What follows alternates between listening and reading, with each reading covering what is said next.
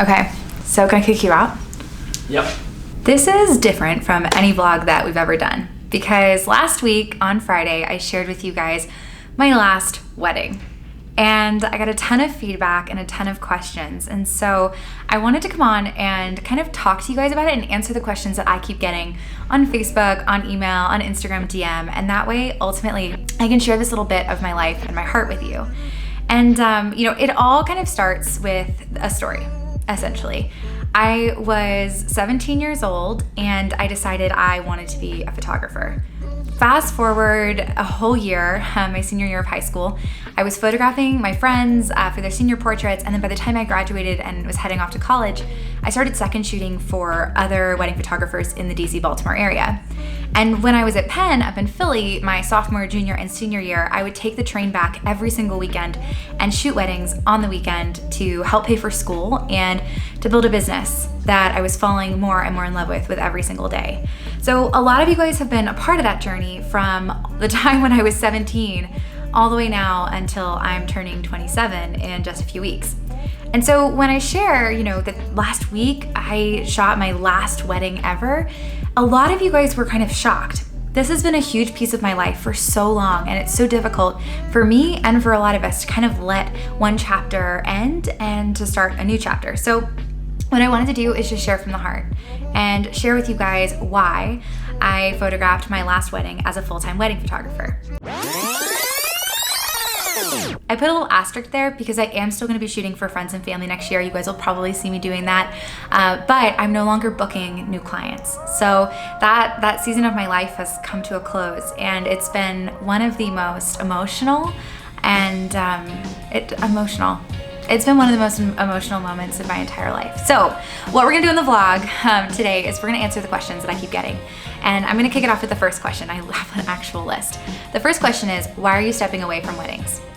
Now, this question is really open-ended, and I'm gonna start with it because it kind of begins 2 years ago when we launched the Rising Tide Society. At that time in my life, I was doing 39 weddings a year.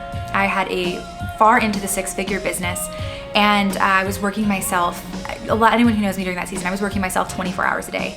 That part really hasn't changed. I still work 24 hours a day, but I was living and breathing this business wholeheartedly. And I had gotten to a place in my life where, although my business was very successful, although on social media I looked so incredibly happy and successful, I felt so incredibly alone. And it was this loneliness, this feeling of isolation and exhaustion in the pursuit of perfection that ultimately led to a conversation with my dear friends Davey and Krista and the start of the Rising Tide Society. And that moment changed everything for me.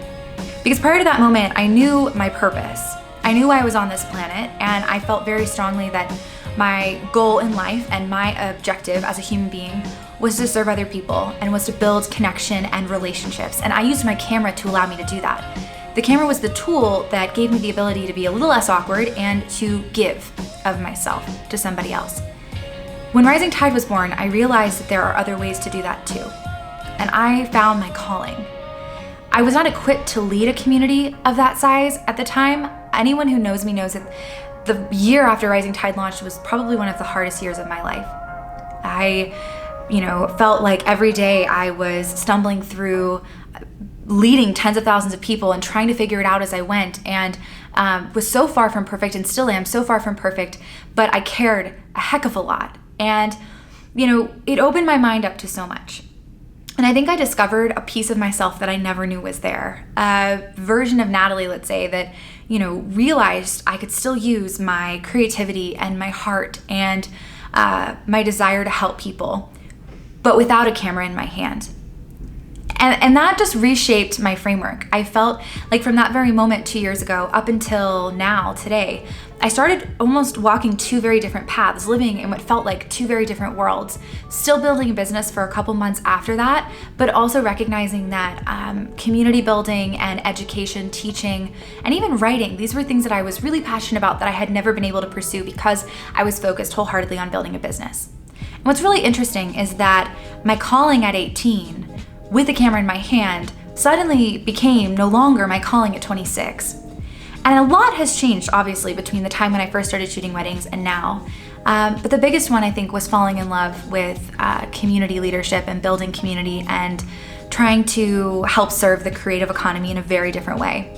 And so when this happened, I mean, anyone who's followed this journey knows we launched Rising Tide just in Annapolis and then within 6 cities. And in a couple of months, it was in hundreds of cities around the United States, then Canada, then the world. And even now we have chapters in Kuala Lumpur, and we have chapters in Germany. And so we had this amazing expansion, but with that came a lot of struggle. Growing is hard.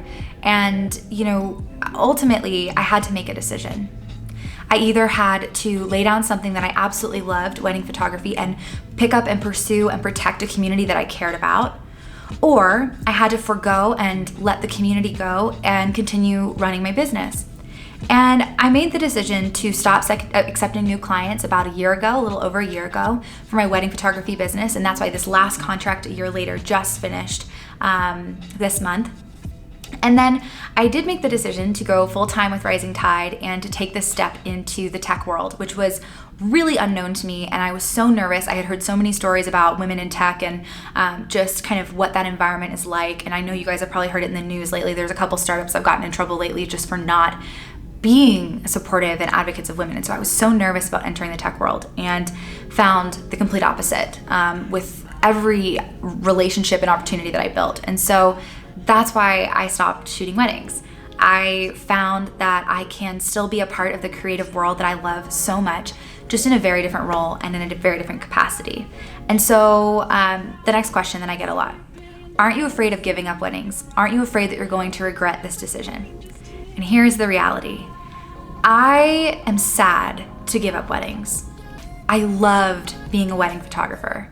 It was one of the greatest joys of my life. And I'm getting emotional because I care so much about the people that I was able to photograph over the 8+ years that I was second shooting and then full-time in that business and in that industry.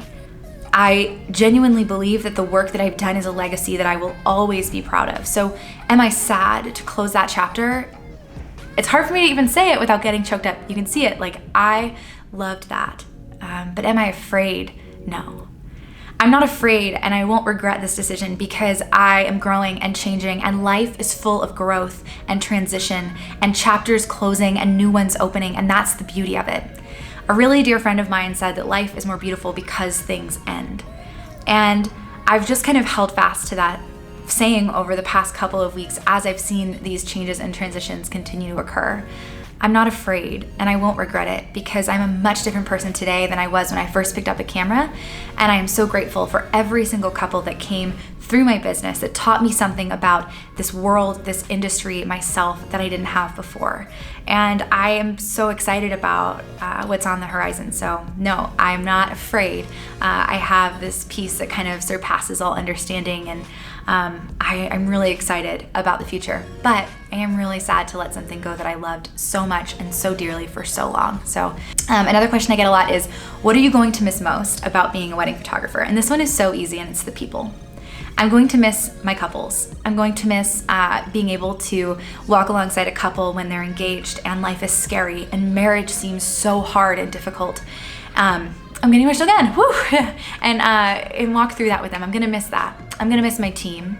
I'm gonna miss Maddie, Kate, Leah, Trisha, and many others. The women especially that had been a part of my business for 4+ years, who had second shot, assisted, interned for me at some season, during one season or another. I'm gonna miss them the most because I think every weekend getting to spend time with people that I loved and cared about was one of the greatest gifts that I could ask for.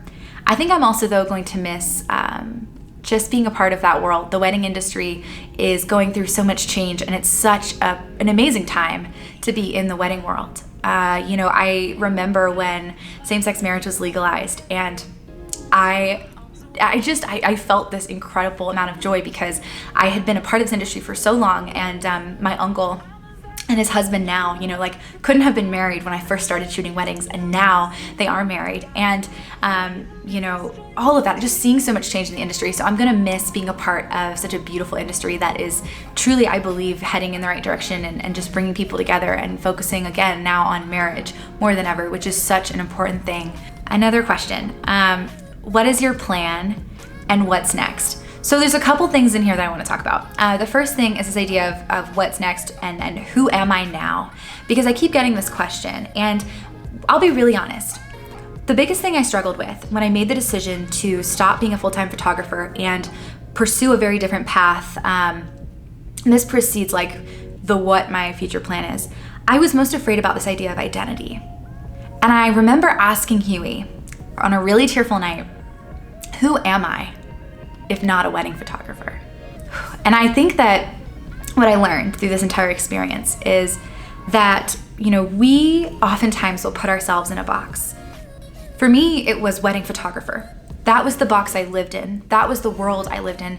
That was the framework that I built for myself. And in stepping outside of that framework, I had to almost reinvent my perception of self. I had to question who I really was. I had to ask myself where I was placing my worth and my value.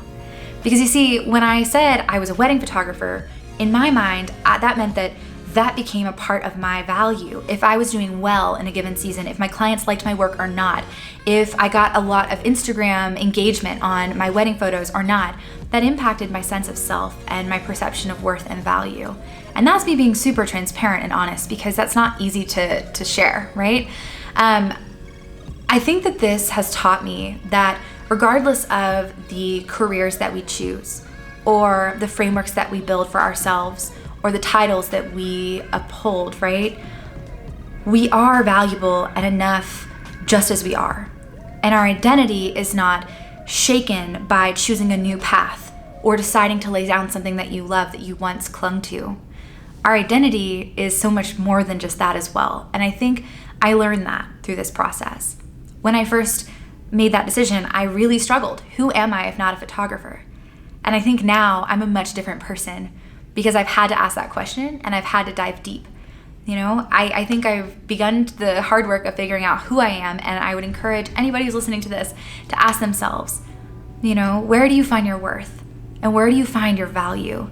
And if you're gonna answer your job, whatever that is, I would encourage you to think one step deeper, because it has changed everything for me. It's put relationships back at the forefront of my focus. I would much rather be a good friend and a good wife and a good daughter than I think I would be a good businesswoman, right? But that's me. That's where I want to excel, and the things that matter most to me. And so the value question and the identity question, I think, were big. But what's next and what's my plan? Okay, here's where I'm really excited, because I am still gonna be a photographer. Nothing's changing there. Today actually was running around the salt flats with a camera, shooting pictures. So the photography side of things will always be a huge piece of my heart and a huge, thing that I bring with me wherever I go, because it is just who I am, honestly. But I am right now serving as head of community at Honeybook. I am still very much running Rising Tide Society with an amazing team that keeps everything moving forward so well, and I can't imagine this community without them at all. I could list them, but it would go on forever. Just know that my team is what makes this community and makes my job worth getting up every morning for. They work so hard and they care so much, and so the credit really does go to them. But that's ultimately what I'm doing today. So I'm working out of San Francisco at Honeybook, leading both the Rising Tide Society community and helping the company to be at the forefront of this incredible creative economy and look at ways that we can be benefiting the creative industry and making waves and driving us forward towards better world. And so that's where I'm stepping in right now, and I love it. But other things that I'm really passionate about that I'm also doing, I'm teaching. You're gonna be seeing a lot more education coming from me, which I'm excited about. I'm writing, which is a huge piece of my heart. And anyone who knows me knows that I love to write. So I wanna write a book. This is something that I've been working on. More details on that soon. I am creating content like this, and I am planning some really big projects for the fall and for the winter that will hopefully get me not only on the road, but out of my comfort zone and telling the stories of you guys. So it's kind of been a journey and a transitional period for sure, but I am so excited. I feel like for the first time in a long time that I wake up every day and I am on fire for the work that I get to do and the people I get to work with and the challenges that lay ahead of me and ahead of all of us. And so I'm really excited, and I'm really honored for anyone watching this who's gonna be a part of that journey going forward. I just wanna say thank you. You guys have been there through thick and thin, and I was talking to Huey about this video interview. I don't know what we would call it, just video blog, I guess. The blog post I'm gonna publish to accompany this, and a couple more blog posts that I need to write too, that have been on my heart for a long time, that are more vulnerable than anything I think I've ever shared. But I'm realizing that, with each passing month and each passing year, that this world needs the type of honesty and heartfelt conversation that I want to bring to the table. And I'm excited to do that. And I'm scared to do it because vulnerability is terrifying and it's not easy. But I know that there's somebody out there who, maybe for a long time was a wedding photographer too, and looked at me and said, like I did with so many other photographers, well, she's successful and I'm gonna do whatever it takes to be like Natalie. And now that I'm laying down this business, I've gotten a lot of emails from people that said, like, I've looked up to you forever and I'm so confused. And I think that my hope is that this can give somebody permission to stop running a rat race that isn't meant for them. That it can give somebody permission to know that it's never too late to change your mind or to change your direction, and that you can be whoever you want to be. You can step into whatever dream you've had for yourself, and you don't have to put yourself in a box. And I think that that's the beautiful thing. If you've been working a 9 to 5 and you've always wanted to become a photographer, this is me saying it's never too late. It's never too late to become a photographer. It's never too late to become a writer. It's never too late to become the person you were meant to be. And so I hope this gives somebody out there permission. I hope that this shows that, I'm struggling with these things in the same way that you guys are, and that chapters in life, they come and they go, and we have to cling to what we know is truth, and it surpasses, these social media platforms that we spend so much time worrying about. And so I'm just honored to have you guys on this journey with me. I am so grateful for all of you, and I can't wait to share with you all of the crazy things we have in store for the next couple of months. There's some really big things on the horizon that I'm excited about, and I just can't believe I'm gonna get the privilege to work on. And they're all about you, and you'll be seeing a lot more of them in the days and weeks to come. Writing, maybe some podcasting, and storytelling, but not my story, yours. And that's what I'm most excited about. So thank you guys for watching this, and I'm really honored to be a part of this journey with you.